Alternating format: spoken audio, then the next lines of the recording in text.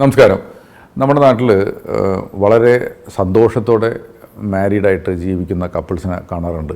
അപ്പോൾ എസ്പെഷ്യലി നമ്മുടെയൊക്കെ മുന്നത്തെ ജനറേഷൻ, അല്ലെങ്കിൽ ഇപ്പോൾ 40 വയസ്സ് ഒക്കെ ആയിട്ടുള്ള കപ്പിൾസ്, അല്ലെങ്കിൽ 45-50 വയസ്സൊക്കെ ആയിട്ടുള്ള കപ്പിൾസ് വളരെ സന്തോഷമായിട്ട് ജീവിച്ചു പോകുന്നുണ്ടാവും. ഇത്തരം ഫാമിലിയിൽ മണി ലൈഫ് നോക്കണമെന്നുണ്ടെങ്കിൽ നമുക്ക് കാണാൻ പറ്റും. അതും സന്തോഷമായിട്ടിരിക്കുമ്പോഴും പക്ഷേ അതിലൊരു ഡേഞ്ചർ ഒളിഞ്ഞിരിക്കുന്നുണ്ട്. എല്ലായിടത്തും അല്ല, ചില സ്ഥലത്ത്. അത് എസ്പെഷ്യലി നമുക്ക് സംസാരിക്കുന്ന സമയം, ഓരോ ഫാമിലികളുടെ ഒക്കെ ആയിട്ട് നമ്മുടെ ഇൻവെസ്റ്റ്മെൻറ്റ് പ്ലാനിങ് ആയിട്ടൊക്കെ സംസാരിക്കുന്ന സമയത്ത്, അല്ലാന്നുണ്ടെങ്കിൽ ഒരു ഇൻവെസ്റ്റ്മെൻറ്റിനെ കുറിച്ചിട്ടൊക്കെ ഓപ്പണായിട്ട് സംസാരിക്കുമ്പോൾ നമുക്ക് കണ്ടുവരുന്ന കുറച്ച് കാര്യങ്ങളാണ് ഇത്. ആ ഒരു ടോപ്പിക്കാണ് ഇന്ന് സംസാരിക്കാൻ പോണത്. അപ്പോൾ സാധാരണ ഒരു സന്തോഷപരമായിട്ടുള്ള കുടുംബജീവിതത്തിൽ നടക്കുന്ന ഒരു കാര്യം എന്ന് വെച്ചാൽ, ഏതെങ്കിലും ഒരാളായിരിക്കും വീട്ടിലെ ബ്രെഡ് ഏണർ അല്ലെങ്കിൽ ബ്രെഡ് വിന്നർ എന്ന് പറഞ്ഞ ആൾ, അല്ലെങ്കിൽ ചിലപ്പോൾ 2 പേരും ജോലിക്ക് പോകുന്നുണ്ടാവും. പക്ഷേ വീട്ടിലത്തെ സാമ്പത്തിക കാര്യങ്ങളൊക്കെ നോക്കുന്നത് ഒരാളായിരിക്കും. ചിലപ്പോൾ ഹസ്ബൻഡായിരിക്കും. ഒട്ടുമിക്ക കേസിലാണെങ്കിലും ആണുങ്ങളായിരിക്കും അവിടുത്തെ പൈസ നോക്കുന്നത്. ഇനി വീട്ടിലെ കാര്യങ്ങൾ നോക്കുന്നത്, കുട്ടികളുടെ കാര്യങ്ങൾ നോക്കുന്നതൊക്കെ വൈഫാവാം. ഇവൻ ചിലപ്പോൾ അവരും വർക്ക് ചെയ്യുന്നുണ്ടാവും. അപ്പോൾ അവർക്ക് കിട്ടുന്ന ശമ്പളം പോലും അവർ ഹസ്ബൻഡിനെ കംപ്ലീറ്റ് ആയിട്ട് ഏൽപ്പിച്ചിട്ട് ഹസ്ബൻഡായിരിക്കും ഇത് മാനേജ് ചെയ്യുന്നത്. ഇൻക്ലൂഡിങ് സാലറി അക്കൗണ്ട് പോലും ചില സ്ത്രീകളുടെയൊക്കെ ജോയിൻ്റ് അക്കൗണ്ട് ആയിരിക്കും. അപ്പോൾ ഹസ്ബൻഡിനും ആ ബാങ്കിൽ വ്യൂവർഷിപ്പ് ഉണ്ടാവും. അത് ആൾ അടുത്തായിരിക്കും പൈസ മാനേജ് ചെയ്യുന്നത്. ഇതെല്ലാം ഹാപ്പി ആയിട്ട് പോണ കുടുംബങ്ങളുണ്ട്. ഈ പറഞ്ഞതെല്ലാവരും വൈഫ് ഹസ്ബൻഡിനെ ഏൽപ്പിച്ചു കൊടുത്തേക്കുന്ന കാര്യമാണ്. വൈഫാണ് എനിക്കിതിൽ താല്പര്യമില്ല, നിങ്ങൾ എന്നെ നോക്കിക്കോ എന്ന് പറഞ്ഞിട്ടാണ് നോക്കുന്നത്. ഇപ്പോൾ ഹസ്ബൻഡ് വളരെ സ്നേഹത്തോടെ പോണ ഹസ്ബൻഡാണെങ്കിൽ ഇതെല്ലാവരും വളരെ നന്നായിട്ട് കിടക്കും. It will happen beautifully well. ഇതിൽ യാതൊരു പൈസ തർക്കം ഉണ്ടാവില്ല. എല്ലാ കാര്യങ്ങളും മാനേജ് ചെയ്യുന്നു. ഹസ്ബൻഡ് വൃത്തിയായിട്ട് പണം മാനേജ് ചെയ്യുന്നു.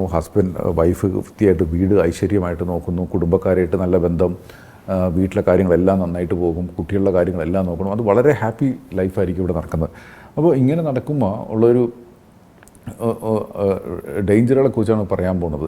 ഇപ്പോൾ ഇതിൽ നടക്കുന്ന ടൈമിൽ ഒരാൾക്കായിരിക്കും പൈസനെക്കുറിച്ചുള്ള കൃത്യമായിട്ടുള്ള ധാരണ, അവർക്കായിരിക്കും കൃത്യമായിട്ടുള്ള ഇൻകത്തിനെ കുറിച്ചുള്ള ധാരണ, അവർക്കായിരിക്കും കൃത്യമായിട്ടുള്ള EMIകളെ കുറിച്ചുള്ള ധാരണ, അവർക്കായിരിക്കും കൃത്യമായിട്ടുള്ള ഇൻഷുറൻസുകളെ കുറിച്ചുള്ള ധാരണ, ഇൻവെസ്റ്റ്മെൻറ്റുകളെ കുറിച്ചുള്ള ധാരണ.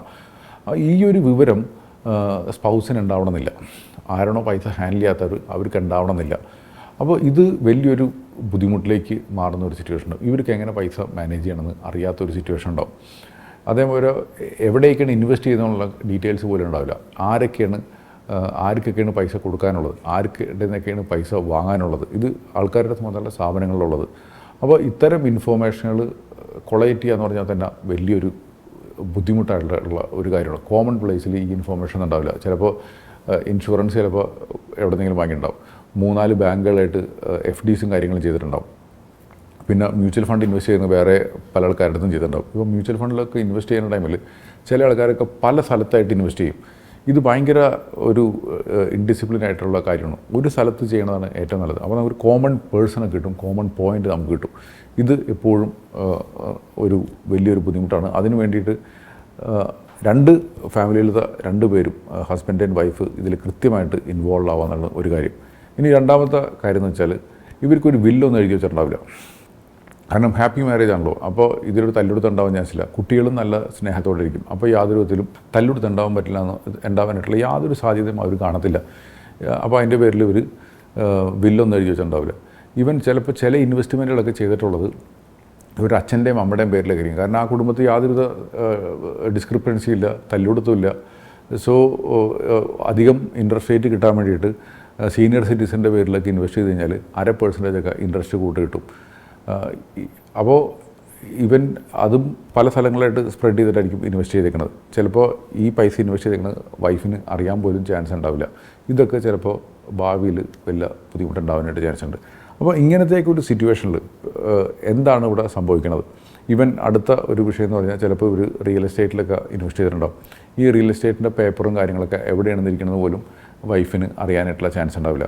ഇതിൽ നിന്നൊക്കെ ഇൻകം എങ്ങനെയാണ് വരുന്നതിനെക്കുറിച്ച് യാതൊരുവിധ ഐഡിയ ഉണ്ടാവില്ല. ഈവൻ ചില അധികം റിച്ചായിട്ടുള്ള ഫാമിലിയിലൊക്കെ പറമ്പ് വാങ്ങിക്കണത് ചിലപ്പോൾ വൈഫിന് എവിടെയാണ് ആ പറമ്പെന്ന് പോലും അറിയാൻ പറ്റില്ല. ഇതൊക്കെ വലിയൊരു പ്രശ്നത്തിലേക്ക് ഉണ്ടാവും. അപ്പോൾ ഇതിൽ എവിടെയാണ് ഡേഞ്ചർ? പെട്ടെന്ന് എന്തെങ്കിലും ഫാമിലിയിൽ അൺഫോർച്യുനേറ്റ് എന്തെങ്കിലും സംഭവിച്ചു കഴിഞ്ഞ് കഴിഞ്ഞാൽ ഒന്നാമത്തെ കാര്യം വെച്ചാൽ ഇതെവിടെയാണ് ഇൻകന്ന്, എവിടെയാണ് ഈ പൈസ, അല്ലെങ്കിൽ എവിടെയാണ് നമ്മുടെ പ്രോപ്പർട്ടി, എവിടെയാണ് നമ്മുടെ ഇൻവെസ്റ്റ്മെൻ്റ് എന്ന് അറിയാൻ പറ്റില്ല. ആർക്കൊക്കെയാണ് കടം കൊടുക്കണമെന്നുള്ള കൃത്യമായിട്ടുള്ളൊരു ധാരണയും അടുത്ത സ്പൗസിന് ഉണ്ടാവില്ല എന്നുള്ളത് ഏറ്റവും വലിയ ഒരു പ്രശ്നമാണ്. അപ്പോൾ ഇത് എന്തുകൊണ്ടും രണ്ടുപേരും അറിഞ്ഞിട്ട് ചെയ്യേണ്ട ഒരു കാര്യമാണെന്നുള്ളത് വളരെ ഇമ്പോർട്ടൻ്റ് ആയിട്ടുള്ള കാര്യമാണ്. ഇതേപോലെ തന്നെ കൃത്യമായിട്ടുള്ളൊരു ഫിനാൻഷ്യൽ പ്ലാൻ ഉണ്ടാവണം എന്നുള്ളത് ഇമ്പോർട്ടൻ്റ് ആയിട്ടുള്ള കാര്യമാണ്. അതിൽ ഹസ്ബൻഡ് ആൻഡ് വൈഫ് അറിഞ്ഞിരിക്കണം, ഉണ്ടായിരിക്കണം. അവർക്ക് എന്തൊക്കെയാണ് കോമൺ ആയിട്ടുള്ള മണി ഗോൾ ആക്ടിവിറ്റികൾ എന്നുള്ളത് കൃത്യമായിട്ട് അറിഞ്ഞിരിക്കണം. അതിന് എന്തൊക്കെയാണ് ഇൻവെസ്റ്റ്മെൻറ്റുകൾ ഇപ്പോൾ ഉള്ളതെന്നും പുതിയ ഭാവിയിൽ ഇൻവെസ്റ്റ് ചെയ്യാൻ പോകണമെന്നുള്ള കുറിച്ചുള്ള കൃത്യമായിട്ടുള്ള ധാരണ ഉണ്ടായിരിക്കണം. ഒരു വില്ല് കൃത്യമായിട്ട് എഴുതി വെച്ചിരിക്കണം. പിന്നെ എല്ലാ ഇൻവെസ്റ്റ്മെൻറ്റുകളും, പ്രോപ്പർട്ടി ആയാലും ഓരോ പേപ്പർ ഇൻവെസ്റ്റ്മെൻറ്റ്, FD പോലത്തെ, ഇൻഷുറൻസ് പോലത്തെ, അതേപോലെ മ്യൂച്വൽ ഫണ്ട് പോലത്തെ, സ്റ്റോക്ക് പോലത്തെ, ഇതെല്ലാനും എവിടേക്കാണ് ഇൻവെസ്റ്റ് ചെയ്തെന്നുള്ള കോമൺ ഇൻഫോർമേഷനുള്ളൊരു ഡാറ്റാബേസ് ഉണ്ടാക്കി വെച്ചിരിക്കണം. ഇനി കടമൊക്കെ ഉണ്ടെന്നുണ്ടെങ്കിൽ ആ കടം ആർക്കൊക്കെയാണ് കൊടുക്കാനുള്ളത്, അതിൻ്റെയൊക്കെ ഇൻട്രസ്റ്റ് റേറ്റൊക്കെ എന്താണ്, ഇത് ഹസ്ബൻഡിൻ്റെ അടുത്ത് ഉണ്ടായിരിക്കണം, ഇത് വൈഫ് അറിഞ്ഞിരിക്കണം. ഇത്തരം മിനിമം കാര്യങ്ങൾ ചെയ്തില്ല എന്നുണ്ടെങ്കിൽ വളരെ ഹാപ്പി ആയിട്ട് പോകുന്ന ഫാമിലി ചിലപ്പോൾ അത്ര ഒരു ഹാപ്പി ഫിനാൻഷ്യൽ ലൈഫ് ഉണ്ടാവണമെന്നില്ല. പൈസ ഹാൻഡിൽ ചെയ്യുക എന്ന് പറഞ്ഞത് ഫാമിലിയിലെ ഒരാളുടെ മാത്രം റെസ്പോൺസിബിലിറ്റി അല്ല, ഇതൊരു ജോയിൻറ്റ് റെസ്പോൺസിബിലിറ്റിയാണ്. ഈവൻ ഡെഫിനറ്റ്ലി ചിലപ്പോൾ ഒരു വീട്ടിൽ എന്താ പറയുക, ഫാമിലി റെസ്പോൺസിബിലിറ്റീസ് എല്ലാം, അടുക്കള പണിയായാലും കുട്ടികളെ നോക്കണം, ഇതൊക്കെ ചിലപ്പോൾ വൈഫായിരിക്കും ചെയ്യണത്. അതും ഡെഫിനറ്റ്ലി ഷെയർ ചെയ്യാവുന്ന കാര്യമാണ്, അതിനെക്കുറിച്ച് ഞാൻ പറയുന്നില്ല. പക്ഷേ പൈസ കാര്യം ഹസ്ബൻഡ് ആൻഡ് വൈഫ് കൃത്യമായിട്ട് അറിഞ്ഞിരിക്കണം. ഇത് വൈഫിന് അറിഞ്ഞില്ല എന്നുണ്ടെങ്കിൽ എന്തെങ്കിലും സിറ്റുവേഷനിൽ ഈ പൈസ വൈഫ് മാനേജ് ചെയ്യേണ്ട ഒരു സിറ്റുവേഷൻ വരികയാണെന്നുണ്ടെങ്കിൽ അത് നിങ്ങളുടെ ഫിനാൻഷ്യൽ ലൈഫിന് ഭയങ്കര ഒരു ബുദ്ധിമുട്ടായിട്ടുള്ള കാര്യമായിരിക്കും.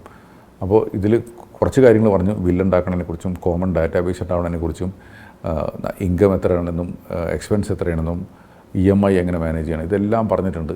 പക്ഷേ എങ്ങനെ സ്റ്റാർട്ട് ചെയ്യാം? ഹസ്ബൻഡ് ആൻഡ് വൈഫ് ഒരുമിച്ച് കൂടിയിട്ട് ഏതെങ്കിലും ഒരു ഫിനാൻഷ്യൽ എക്സ്പേർട്ടിൻ്റെ അടുത്ത് പോയിട്ട് ഒരു ഫിനാൻഷ്യൽ പ്ലാൻ ചെയ്യാം. ഇനി അതല്ല നിങ്ങൾക്ക് സ്വന്തമായിട്ട് ഫിനാൻഷ്യൽ പ്ലാൻ ചെയ്യാൻ അറിയുന്നുണ്ടെങ്കിൽ അങ്ങനെ ചെയ്യുക.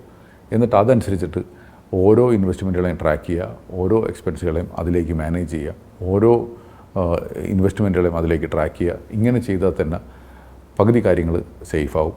അവിടെ നിന്ന് നിങ്ങൾക്ക് നിങ്ങളുടെ ഫിനാൻസ് വളരെ നല്ലൊരു ഹൈറ്റ്സിലേക്ക് കൊണ്ടുപോകാനായിട്ട് പറ്റും. ഈ വീഡിയോ എല്ലാവർക്കും ഉപകാരപ്രദമായി വിചാരിക്കുന്നു. ഇതൊരു ബേസിക് ആയിട്ടുള്ളൊരു തോട്ട് മാത്രം തരാം എന്നുള്ളൊരു അർത്ഥത്തിലാണ് ഇത് ചെയ്തിരിക്കുന്നത്. ഇതിനെക്കുറിച്ച് ഡീറ്റെയിൽ ആയിട്ട് എന്തെങ്കിലും ക്വസ്റ്റ്യൻസ് ഉണ്ടെങ്കിൽ definitely you can contact our team.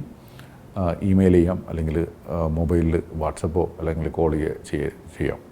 അപ്പോൾ ഈ വീഡിയോ ഒരു തോട്ട് എല്ലാവർക്കും കിട്ടിയെന്ന് വിചാരിക്കുന്നു. അടുത്തൊരു വീഡിയോ ആയിട്ട് ഇനിയും കാണാം. Thank you so much.